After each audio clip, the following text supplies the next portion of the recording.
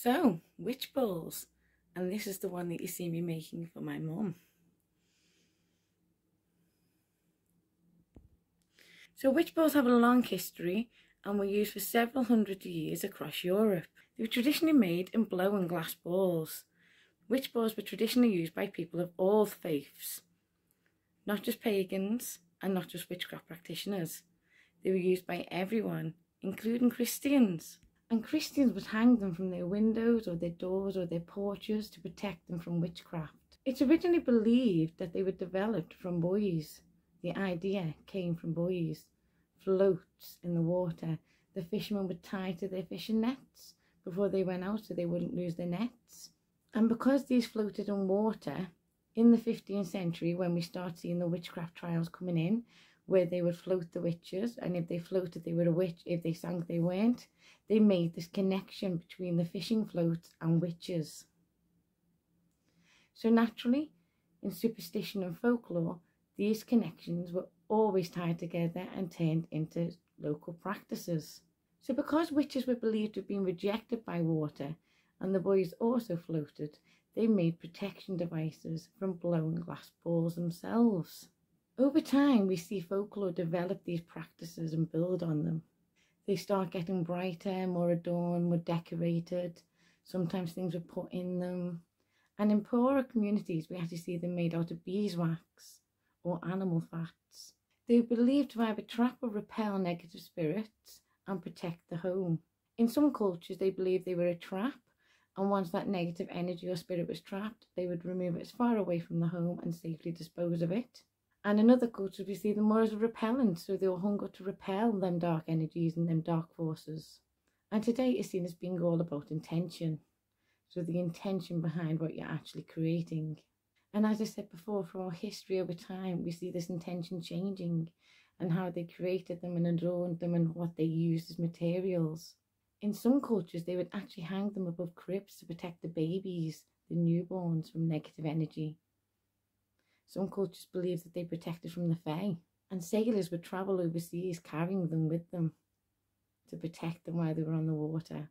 Some folk practices even used them for divination, and many folk practitioners would actually sell them on the streets to passerbys.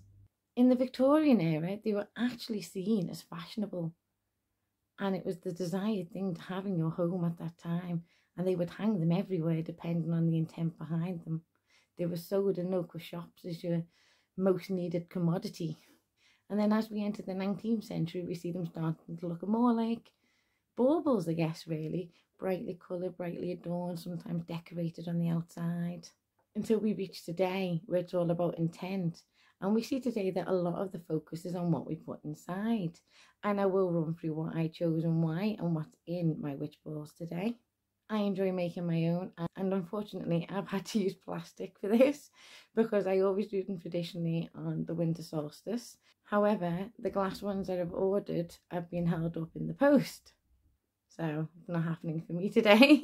So I decided to just go ahead and use the plastic one because it's all about intent, and it's actually about what I'm putting inside them more than anything else. So I'll quickly run through what I chose and why. In my witch balls, you'll see me put in rosemary, and the name rosemary actually means rose of the sea. It's a herb for remembrance and honouring, and if you've watched my Yule video or my Solstice Eve video, you will see where I explain that around this time of year, a lot of cultures believe that the dead was closer to them and the veil was very thin still.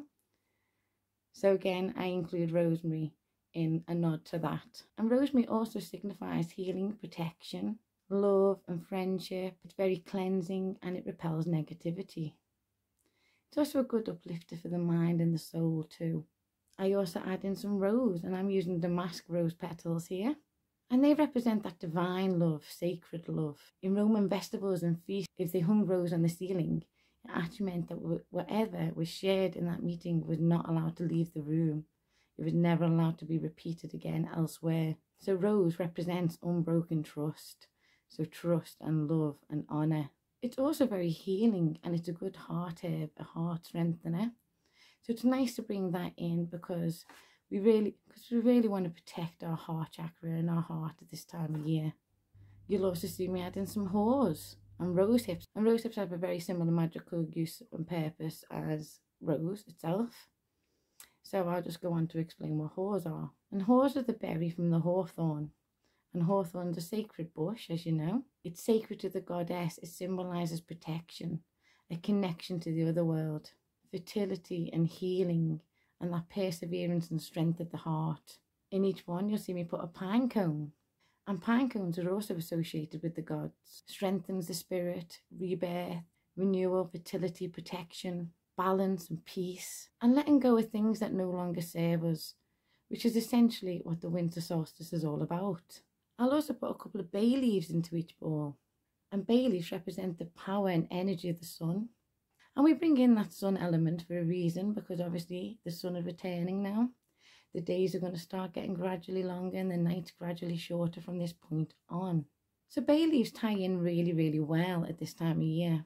And bay leaves also bring in some protection for health, protection for the home, blessing and purification magic. They repel negativity and bring in that wisdom and communication element too. I'll also put in some of our dried oranges with cinnamon on. And again, the cinnamon is purification and protection. And the oranges represent the sun again, and that sun returning, happiness and uplifted mood, blessings and abundance. The holly you see me put in is again very well known connection to the winter solstice and Yule. And holly represents protection, the cycle of life, the turning of the wheel. It's an everlasting plant, it's an evergreen. So it represents the circle of life, that continuous life cycle, going through the phases of life and rites of passage, the returning God, the returning hope, so that ebb and flow of life, friendship, health, fertility, strength, protection from witchcraft, divination, strength and endurance through the winter period. It's a winter solstice tree, and it brings in that spiritual protection too. Mistletoe, another sacred medicinal plant of the season, considered a doorway to the other world, a protective element between the two, vitality and communication, life through death and life after death, peace and goodwill, always good this time of year, love, protection from the fae again, rebirth and harmony. And mistletoe also blesses any visitors you welcome into your home.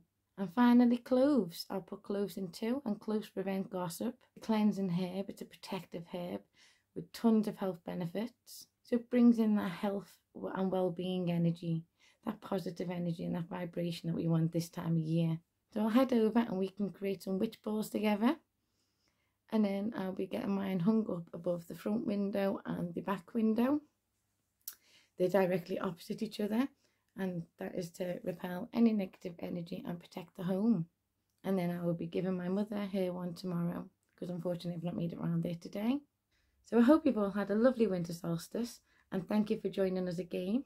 Blessings from my half to your half, and I look forward to seeing you for our next vlog.